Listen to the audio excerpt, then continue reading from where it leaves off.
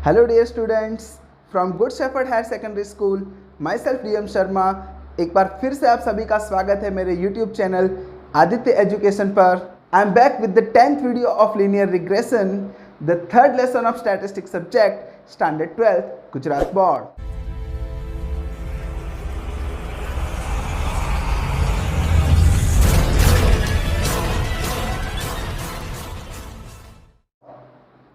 Friends, in the last video, we have solved one long sum of coefficient of determination. In today's video, we will solve some typical short sums of this chapter. So without wasting time, let's start. So friends, extra short sums.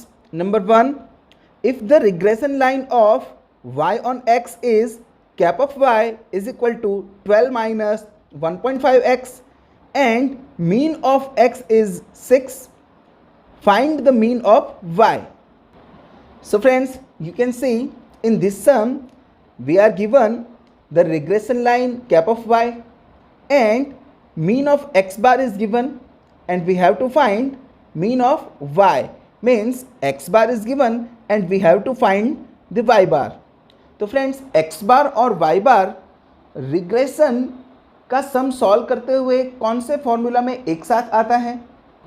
तो friends regression का कोई भी सम हो, चाहे short सम हो चाहे long सम हो, उसमें हमारा स्टेप नंबर 3 उसमें हम a फाइंड करते हैं फ्रेंड्स।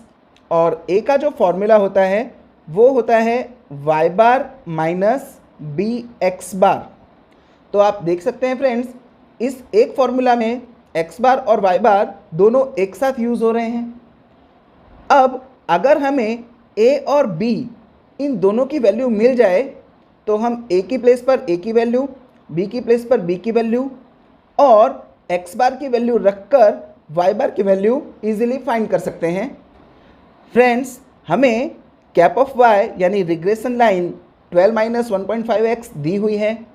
अगर हम इसे real regression line cap of y is equal to a plus b x के साथ अगर कंपेयर करें तो हमें a की वैल्यू 12 मिलती है और b की वैल्यू हमें माइनस 1.5 मिलती है। अगर आप में से किसी को ये लग रहा हो कि यहाँ पर तो b के बगल में प्लस है, यहाँ पे 1.5 के पास में माइनस है, यहाँ पर अगर आपको कोई कन्फ्यूज़न हो तो फ्रेंड्स इस रिग्रेशन लाइन को हम इस तरीके से भी लिख सकते हैं। यहाँ आप देख सकते हो 12 हमने एज इट इज़ रखा है, प्लस की साइन एज इट इज़ रखी है और ये जो माइनस 1.5 है इसे हमने ब्रैकेट में मल्टीप्लिकेशन के रिलेशन में ले लिया है। अब अगर मैं प्लस और माइनस का मल्टीप्लाई करता हूँ तो ये फिर से यही रिग्रेशन लाइन बन जाती है। तो आप यहाँ देख सकते हैं कि a के सामने 12 है यानी a की वैल्यू हमारी 12 हो गई और b के सामने माइनस 1.5 है तो b की वैल्यू माइनस 1.5 हो गई। तो यहाँ आप देख सकते हैं हमने a और b की दोनों की वैल्यू सेपरेट एक प्लेस पर रख दी है। अब फ्रेंड्स हम a का फॉर्मूला अप्लाई कर सकते हैं, a is equal to y bar minus b x bar. Now at the place of a I will write 12 then is equal to y bar we have to find minus वो उसकी place पर हमने लिख दिया है और b की खुद की वैल्यू माइनस 1.5 है तो माइनस 1.5 और x बार की वैल्यू हमें सम में दी हुई है 6।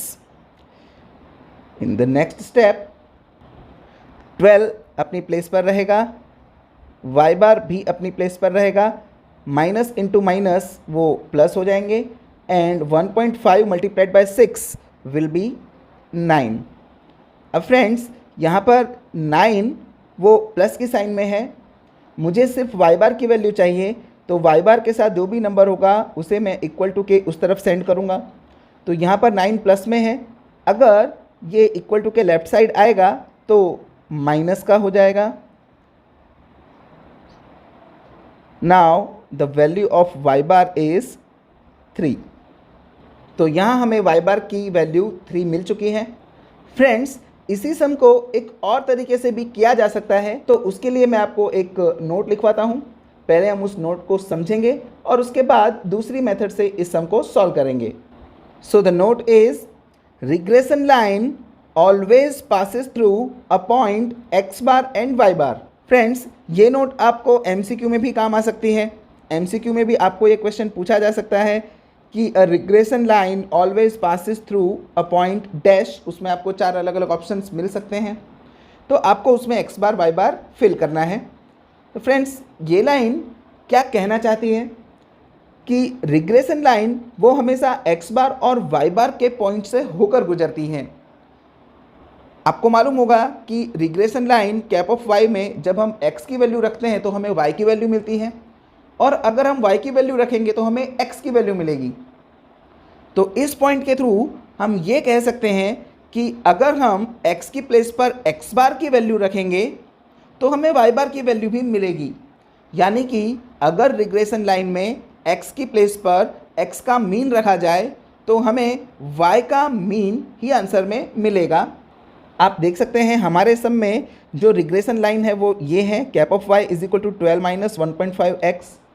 अब अगर मैं इस x की प्लेस पर x की वैल्यू रखता हूँ तो मुझे y की वैल्यू मिलती है, लेकिन अगर मैं x की प्लेस पर x बार की वैल्यू रखता हूँ तो मुझे डायरेक्टली y बार की वैल्यू ही मिलेगी। तो चलिए हम वैल्यू रख के देखते हैं फ्रेंड्स। 12 माइनस 1.5, अब मैं x की प्लेस पर x बार की वैल्यू रख रहा हूँ और x बार हमें 6 दिया हुआ था। Now 12 minus 1.5 into 6 will be 9, so the value of cap of y is 3। तो फ्रेंड्स, हमने x की प्लेस पर x बार रखा था, इसीलिए हमें जो y की वैल्यू मिली है वो हमारे y बार की वैल्यू रहेगी। तो आप देख सकते हैं फ्रेंड्स, इस नोट की हेल्प से ये सम कितने छोटे मेथड से हो चुका है। तो आपको जो भी मेथड पसंद आए, आप चाहें तो अभी जो हमने पहले मेथड की उससे भी आप ये सम सॉल्व कर सकते हैं, और अगर आप चाहें तो इस मेथड से भी ये सम सॉल्व कर सकते हैं। Now friends, for more practice you have to solve this sum in your homework. If the regression line of y on x is cap of y is equal to 11.5 plus 0.65x and y bar is equal to 18, find x bar. ये बिल्कुल same वही question है जो अभी हमने solve किया था। फ़र्क सिर्फ इतना है कि उसमें हमें x बार की वैल्यू दी थी और y बार फाइंड करना था, इसमें हमें y बार की वैल्यू दी है और x बार फाइंड करना है। तो ये सम आपको होमवर्क में सॉल्व करना है friends. Now friends, short sum number 2, if x bar is equal to 60, y bar is equal to 75 and s² is to covariance xy is equal to 5:3, obtain the regression line of y on x and estimate y for x is equal to 65 from it. So friends, in this sum we have x bar, y bar and a ratio of s² is to covariance xy. Now friends, when covariance xy is given, at that time the formula of b is b is equal to covariance xy upon s²x, but we have the ratio of s²x is to covariance xy. तो जब भी हमें ratio का relation दिया हो friends, तो ratio के left side की जो वैल्यू होती है वो हम हर बार न्यूमरेटर में रखते हैं और राइट साइड की वैल्यू हम डिनोमिनेटर में रखते हैं, और उसके इक्वल टू में जो भी नंबर होता है वो भी सेम रिलेशन में रहता है, रेशियो के लेफ्ट साइड की वैल्यू न्यूमरेटर में और राइट साइड वाली वैल्यू डिनोमिनेटर में। तो आप यहाँ देख सकते हैं फ्रेंड्स कि जो रिग्रेशन लाइन में b का फॉर्मूला है उसमें तो कोवेरियंस xy न्यूमरेटर में और s²x डिनोमिनेटर में होना चाहिए। हमारे पास जो वैल्यू है वो कुछ इस तरीके से है, जिसमें इसका जस्ट उल्टा हमें दिया हुआ है। तो फ्रेंड्स, अगर हम इसका रेसिप्रोकल कर दें तो हमें जो चाहिए वो मिल जाएगा, और रेसिप्रोकल करने का रूल ये है, आप इक्वल टू के लेफ्ट साइड में अगर रेसिप्रोकल करते हैं तो आपको राइट साइड में भी रेसिप्रोकल करना पड़ेगा। अब सवाल ये है कि रेसिप्रोकल होता कैसे है। तो फ्रेंड्स, रेसिप्रोकल करने के लिए आपको न्यूमरेटर की जो वैल्यू है उसे डिनोमिनेटर में रखना होगा और डिनोमिनेटर की जो वैल्यू है उसे आपको न्यूमरेटर में रखना होगा। सेम आपको इक्वल टू के राइट साइड भी करना है। 5 वो नीचे डिनोमिनेटर में आ जाएगा और जो 3 है वो ऊपर न्यूमरेटर में चला जाएगा। तो यहाँ आप देख सकते हैं फ्रेंड्स, हमने इनका रेसिप्रोकल कर दिया है। अब आप देख सकते हो कोवेरियंस xy अपॉन s²x वो b का फॉर्मूला है। तो फ्रेंड्स, हम covariance x y upon S square x की प्लेस पर b रख सकते हैं, और जब मैं 3/5 करूँगा तो मुझे मिलेगा 0.6। तो यहाँ हमारी b की वैल्यू 0.6 हमें मिल जाती है। Now in the next step we have to find the value of a, and the formula of a is y bar minus b x bar. We know friends, the value of y bar is given in the sum, that is 75, minus the value of b we just found, that is 0.6, and the value of x bar is also given in the sum, that is 60. Now 75 minus 0.6 multiplied by 60 will be 36. So the value of a will be 39. Now friends, we have to find the regression line y on x, and our regression line is cap of y is equal to a plus bx. So cap of y is equal to the value of a is 39 plus the value of b we have found 0.6, and we have to put x. So this is our regression line, cap of y is equal to 39 plus 0.6x. Now in the next step we have to estimate the value of y when x is equal to 65. So for that we have to put the value of x in the regression line. So at the place of x I will put 65. Now cap of y is equal to 39 plus 0.6 into 65 will be 39. So the cap of y is 78. So the estimated value of y is 78 when x is equal to 65. Now the most IMP sum number 3. The fitted regression line of y on x is cap of y is equal to 50 plus 3.5x. If an observation 16108 is used in fitting of the line, find the error in estimating y for x is equal to 16, and what can you deduce from the value of the error. तो friends यहाँ हमें regression line cap of y is equal to 50 plus 3.5x दी हुई है, और उसके साथ एक पॉइंट 16 और 108 दिया हुआ है, जिसमें ये जो 16 है वो x की वैल्यू है और 108 है वो y की वैल्यू है। इस पॉइंट को रिग्रेशन लाइन की फिटिंग में यूज़ किया हुआ है फ्रेंड्स। हमें इस सब में x की वैल्यू 16, आप देख सकते हैं यहाँ पर ये दोनों वैल्यू सेम है, x की वैल्यू हमें 16 रखकर एरर फाइंड करना है, और उस एरर का हमें इंटरप्रिटेशन करना है। यहाँ पर आप देख सकते हैं what can you deduce from the value of the error, यानी कि एरर की वैल्यू से आप क्या तारण निकाल सकते हैं या आप उसका क्या इंटरप्रिटेशन करते हैं, वो आपसे पूछा गया है। तो इस सम को सॉल्व करने से पहले हम एरर का इंटरप्रिटेशन कैसे करते हैं वो सीखेंगे। तो आप यहाँ देख सकते हैं एरर फाइंड करने के लिए हम ये फॉर्मूला यूज़ करते हैं, e is equal to Y minus cap of y, यानी रिग्रेशन लाइन के अंदर x की वैल्यू रखने के बाद जो हम y की वैल्यू फाइंड करते हैं वो हमारी कैप ऑफ y की वैल्यू होती है। और y कैसे फाइंड करते हैं वो हमने आपको लॉन्ग सम में सिखाया है, और इस सम में भी अभी मैं आपको सिखाऊंगा, लेकिन इससे पहले हम इसका इंटरप्रिटेशन देखते हैं। तो फ्रेंड्स, इस फॉर्मूला का यूज़ करके हम जो एरर फाइंड करते हैं वो एरर इन 3 टाइप्स में से कोई एक हो सकती है। आपकी एरर पॉजिटिव हो सकती है, यानी प्लस में हो सकती है, आपकी एरर नेगेटिव यानी कि माइनस में हो सकती है, और आपकी एरर 0 भी हो सकती है। So friends, if the error is positive then the point xy is above the line, यानी कि आपको जो पॉइंट xy इस समय दिया हुआ है 16 और 108, वो पॉइंट रिग्रेशन लाइन के अबव होगा। अगर आपकी एरर नेगेटिव आती है तो आपका वो point below the regression line होगा, और अगर आपकी एरर 0 आती है then the point xy is on the regression line. तो हमें इंटरप्रिटेशन करते टाइम सिर्फ यही बताना है कि जो पॉइंट हमें सम में दिया है वो अबव द लाइन है, बिलो द लाइन है या ऑन द लाइन है। तो इस बात का फैसला करने के लिए हमें एरर की वैल्यू को ध्यान में लेना है। अगर एरर प्लस में आती है तो अबव द लाइन, माइनस में आती है तो बिलो द लाइन, और ज़ीरो आती है तो ऑन द लाइन।